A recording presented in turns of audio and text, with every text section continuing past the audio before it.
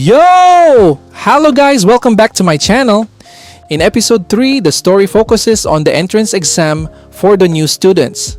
Their task is to steal 2 balls from their instructor, and whoever successfully brings a ball back will be declared the winner. After a brief team discussion, the door to the exam area, the Shinra forest, was opened. Jin immediately rushed inside, determined to win the game so he could join the elite squad and eventually meet a mysterious person who hasn't been revealed yet. Jin planned to use the 15-minute head start before his teacher entered the forest. But to his surprise, Shiki suddenly appeared behind him, chasing him with a bloody nose and wielding a tree branch. Shiki attacked Jin, but Jin dodged easily, mocking Shiki for being lonely enough to follow him. Shiki angrily retorted, saying he didn't care about petty fights, but he wouldn't back down from a real battle. He demanded Jin take back his earlier insult. Instead of backing off, Jin calmly removed his mask, revealing stitches around his mouth.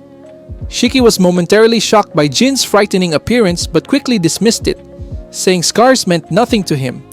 Jin admitted he was weak but claimed weak people could still crush garbage like Shiki. He showed more stitches on his arms and even squeezed them to make his own blood flow. Shiki didn't understand why Jin's body was so heavily stitched up. Jin then activated a blood oni technique called blood erosion, turning his blood black and weaponizing it into deadly sharp discs. Shiki was shocked that Jin could use blood oni powers so easily. Jin mocked him back, asking why Shiki couldn't do the same.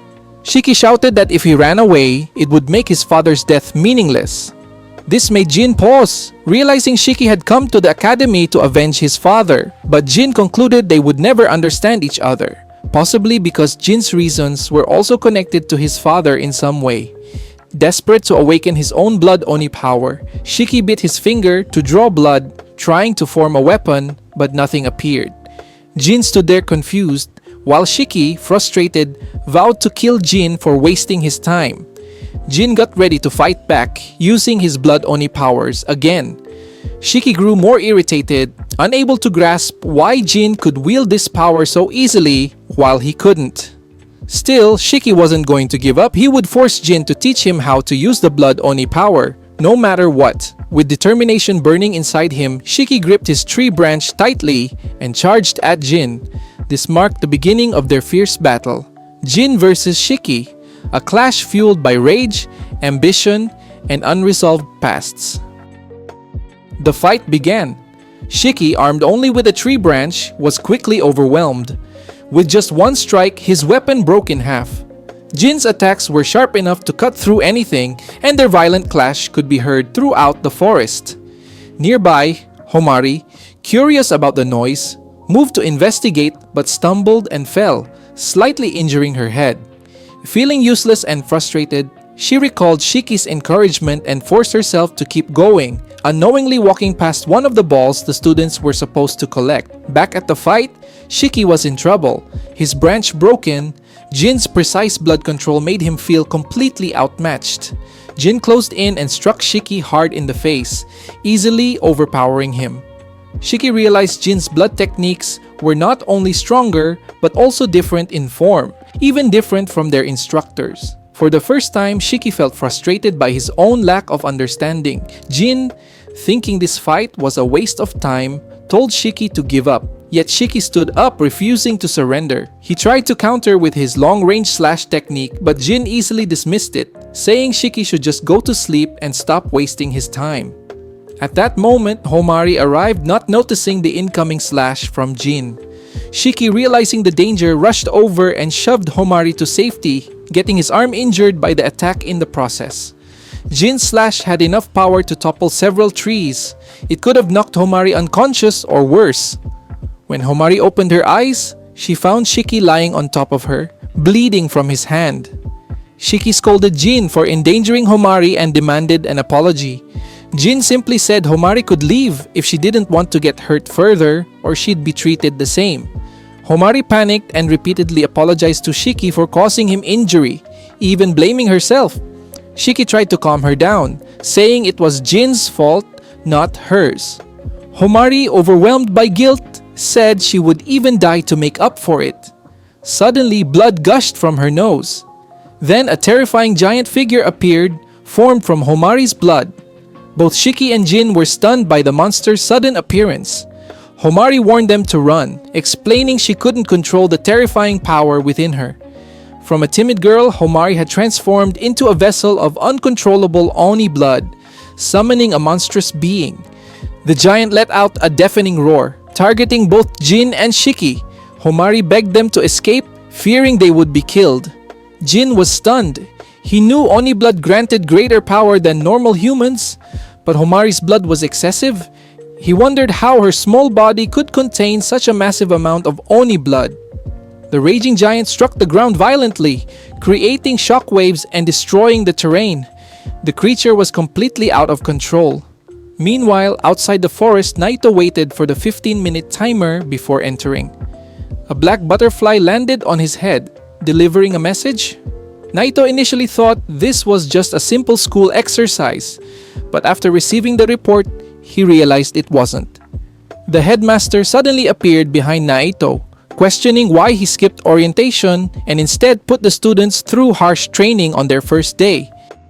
Nito explained that instead of wasting the whole day with explanations, it was more useful to let the students experience things directly as part of their training. The headmaster sarcastically praised him, saying it was very kind of Nito to care for the new students.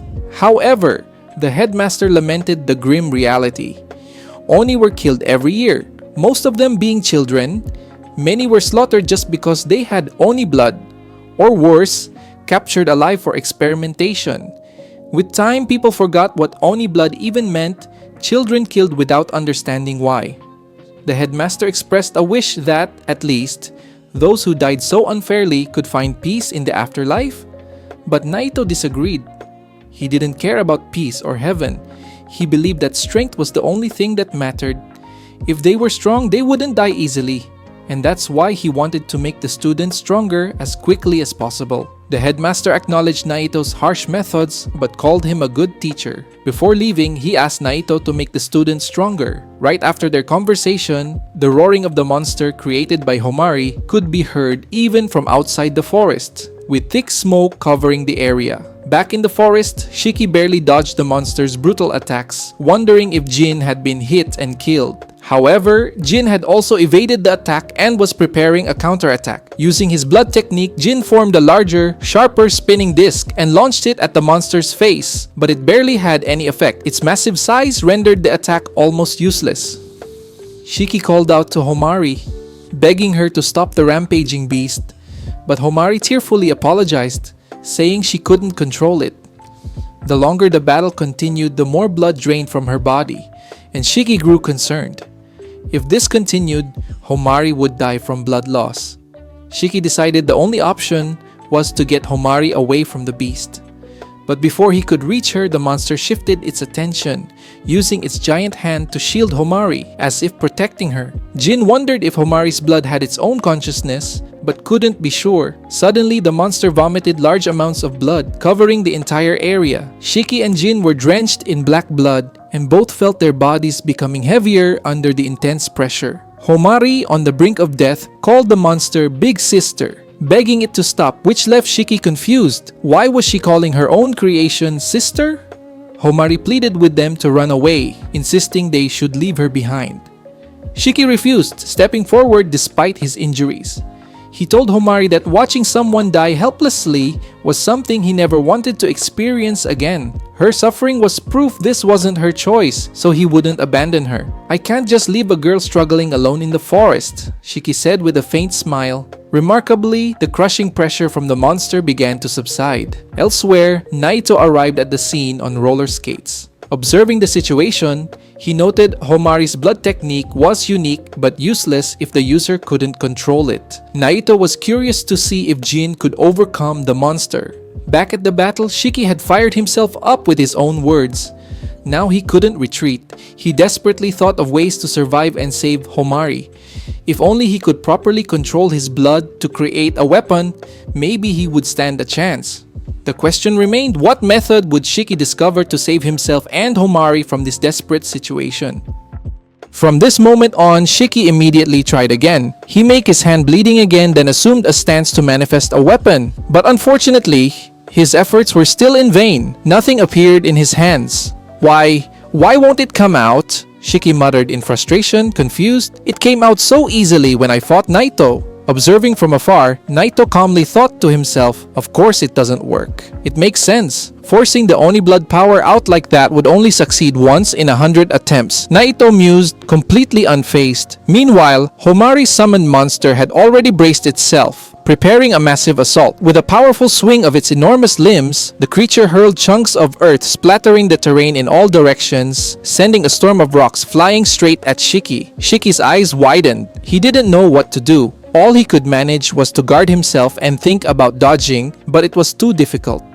Too many stones were flying his way, blocking any viable escape route. His body shook violently from the tremors created by Homari's rampaging summon beast. Rocks smashed into his body, sharp pain exploding across his skin. Yet, the real pain wasn't physical, it was the suffocating sense of helplessness. It wasn't just about weakness. Shiki felt utterly useless. This is the level of stupidity of going into battle without knowing how to use a weapon. He cursed himself. I've fought countless battles with my fists, and I've never lost, but now, my father is dead, and I can't even do anything.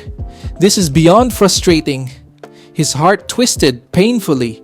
How did I become this pathetic? This weak? Shiki whispered under his breath, not realizing the tears already streaming down his cheeks. Nearby, Jin unwrapped his other arm, blood starting to seep out of his stitches. Just go home if you're going to cry, Jin spat coldly. Shiki gritted his teeth, anger flaring. Who the hell is crying? He barked back. These are just unintentional tears. But to Jin, fighting Homari's summoned beast was a waste of time. Yet, if he turned his back now, it would mean acknowledging his own limits, something Jin could never accept. Then with a sharp, determined glare, Jin ripped open the stitches on both his arms. More blood gushed out, spiraling around his arms as he unleashed his power. Blood erosion release. Two brutal weapons began to take shape. A sharp, spinning blood disc on one hand and a roaring chainsaw on the other. Jin was done holding back. Now, he was fighting seriously. Shiki, watching this unfold, clenched his jaw in frustration. How? How does he do it so easily? Even Nito, hidden in the shadows, noted with quiet approval. To manifest two different forms at once, that's an advanced blood technique. Jin has come much further in mastering his power than I expected. Back in the thick of battle, Jin lunged forward at lightning speed. He effortlessly dodged the first attack, leaped atop the massive arm of the summon, and drove his blood disc deep into its flesh, cutting through like butter. But Jin wasn't finished. With a mighty push, he vaulted upwards, slicing into one of the beast's limbs, intent on severing it. Though the damage was substantial, it wasn't enough to finish it. Jin ascended even higher, now face to face with the giant monster's head, his chainsaw revving furiously. He swung down with the intent to decapitate the creature. The monster lifted its other hand, blocking just in time. Jin's blade tore through flesh, severing a chunk of its arm, but the crucial attack on its head was thwarted at the last moment. Shiki's mind whirled. Wait, since the beginning that masked bastard only created sharp weapons. When I tried to use my blood, I thought of a gun. A realization began to crystallize. Could it be? The blood responds to what the user personally connects to. It's not just about wanting a weapon. It's about imagining the thing I love the most. I'm starting to understand it. Shiki muttered under his breath, a faint smile pulling at his lips. A spark of hope ignited in his chest. Meanwhile, the summoned beast wasn't backing down. It inhaled deeply. Jin tensed, expecting it to spit blood again. But he was wrong. Instead, the beast released a deafening howl, a powerful sound wave blasting Jin mid-air. His skin wasn't torn, but blood burst from his ears. An excruciating sonic assault that rattled his brain. From afar, Nito narrowed his eyes, realizing Jin and Shiki were being pushed to their absolute limits. Shiki clenched his bloodied fist, his knuckles turning white. No more hesitation. This time, he focused. He squeezed his fist tighter, letting the blood gush freely, imagining the exact weapon he wanted, channeling every ounce of his willpower into it. The massive monster, finished howling at Jin, now turned its monstrous head towards Shiki and let out a guttural roar. But Shiki didn't budge. His lips curled into a grin. Shut up, Shiki said calmly. Blood erosion release. For the first time, his blood responded. From the crimson liquid swirling around his hand, a firearm materialized, sleek, deadly, and perfectly molded to his grip. Shiki's heart thumped with adrenaline. For the first time, he had a real weapon. In the distance, Nito's expression changed. He cancelled his initial plan to intervene, eyes widening with amazement. So he finally did it. Shiki! He broke through! Naito thought. The battlefield had shifted. A new player had entered the fight, Shiki, armed and ready. It's time. I can finally fight, Shiki whispered, his confidence roaring to life. And with that, manga version spoiler for anime TOUGEN ANKI, episode 3 finish. If you like this kind video, please let me know. Thanks for watching. See you again in next video. Ciao!